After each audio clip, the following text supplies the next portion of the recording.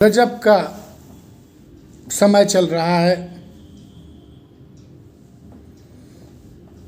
छोटे बच्चों को के खांसी की दवा में ज़्यादा प्रॉफिट कमाने के लिए नशीला पदार्थ, जहरीला पदार्थ मिला दिया गया और उसको पी के कई बच्चों की, मासूमों की जान चली गई। कोई कह रहा है 100 करोड़ का घोटाला हुआ है। बनारस के लोग कह रहे हैं कि घोटाला ये 1000 करोड़ से ऊपर का है।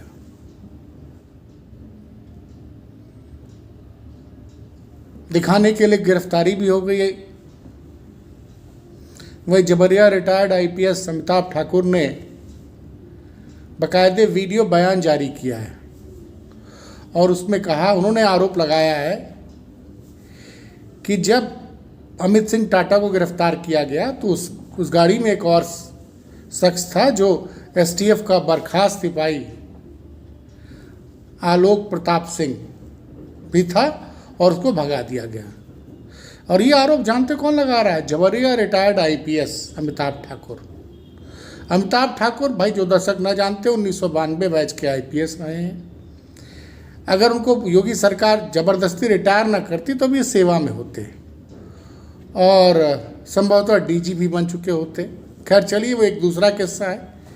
अब यूपी कैडर का एक जबरिया रिटायर्ड आईपीएस अगर कोई आरोप लगा रहा है, बाकायदे उन्होंने प्रेस रिलीज जारी की है। लेकिन साहब, सरकार पे तो कोई, सरकार की कान में तो कोई जू रेंगता ही नहीं है। और हमारे योगी जी की खासियत है कि उनको, वो जिस पे भरोसा करते हैं उस पे आप लाख आरोप लगाते रहिए, जो आरोप लगाएगा उसी को योगी जी गलत समझ लेंगे। जिस पे भरोसा कर लिया कर लिया। यहाँ हमारे आदरणीय धनंजय सिंह जी, तब उनका बयान आ जाया है। वो कह रहा है कि भाई पत्रकारों को दिग्भ्रमित किया जा रहा है, मेरी इमेज खराब कराई जा रही है और सीबीआई जांच की मांग कर रहे हैं। वो कह रहे हैं कि भाई मेरे फोटो वीडियो किसी के साथ हैं, उस आधार पे आरोप लगाए जा रहे हैं। लेकिन दो बड़े डेवलपमेंट हुए आज इस केस में। एक तो धनंजय सिंह का ट्विटर पर बयान आया और दूसरा अमिताभ ठाकुर ने दोपहर 1:30-2 बजे करीब ये प्रेस रिलीज भेजी थी और प्रेस रिलीज में गंभीर आरोप। उन्होंने तो यह भी कहा कि जिस गाड़ी में एसटीएफ ने पकड़ा था अमित सिंह टाटा और एसटीएफ के बर्खास्त सिपाही आलोक सिंह को, उनका कहना है, अमिताभ ठाकुर का यह दावा है कि वो गाड़ी बुलेट प्रूफ थी और उसकी जगह दूसरी गाड़ी में बरामदगी दिखा दी गई। मेरे भाई, इस अमिताभ ठाकुर के जो आरोप हैं उस पर कितने मीडिया वालों ने खबर चलाई, जरा ये सोचिए। मेरा तो एक छोटा सा चैनल है, 35-36 हज़ार हमारे पास सब्सक्राइबर है, फिर भी मैंने इंटरव्यू किया है, उनकी बात को, उनसे बात की है। अब तक 800-900 लोगों ने देखा है। ये मतलब सोचिए कितनी संवेदनशील है हमारी सरकार। इतना बड़ा मुद्दा, और कुछ लोग दावा कर रहे हैं कि यूपी में तो किसी बच्चे की जान ही नहीं गई। हमारे साथ दिन में आज तक के संतोष शर्मा थे।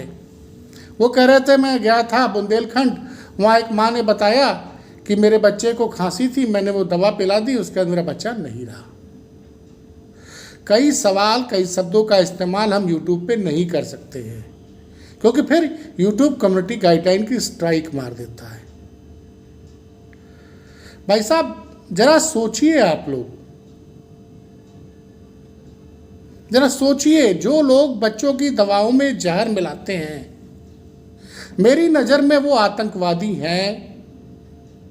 मैं फिर से कह रहा हूं, जो लोग बच्चे की दवाओं में नशीला पदार्थ मिलाते हैं पैसा कमाने के लिए और उसको नकली दवा बना के बेचते हैं, मेरी नज़र में वो आतंकवादी हैं।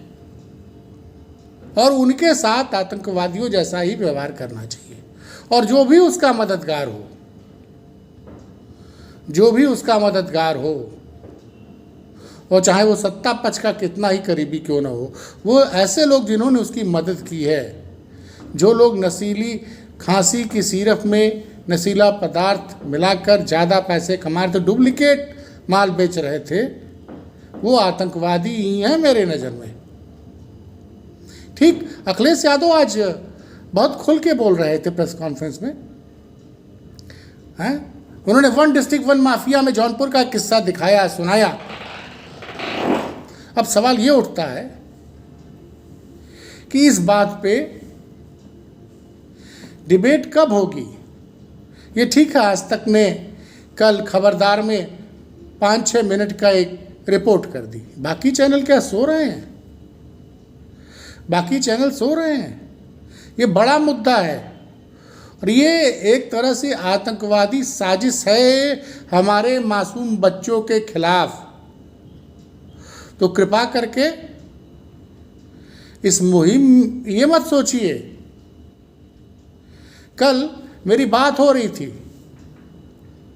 बड़ी बहादुर पत्रकार हैं रोनी सिंह, उनसे फ़ोन पे रोनी सिंह ने इस मुद्दे को बड़ी मजबूती से उठा रही हैं, बड़ी मजबूती से उठा रही हैं। और उनके खिलाफ क्या क्या लिखा जा रहा है, जो जो लिखा जा रहा है वो सोशल मीडिया पे देख के सब लोग मौन हैं,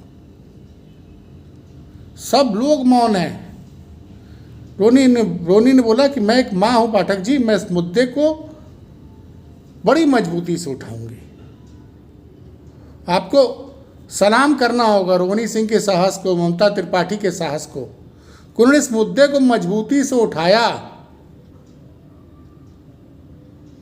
और इस मुद्दे की जांच होनी चाहिए। मैं फिर कह रहा हूं कि जिन लोगों ने बच्चों के कफ सिरप में नशीला पदार्थ ज़्यादा पैसा कमाने के लिए मिलाया और जिससे बच्चों की जान गई या जिससे बच्चों को नशे की लत लग गई, वो आतंकवादी हैं और उनको संरक्षण देने वाले आतंकवादी हैं।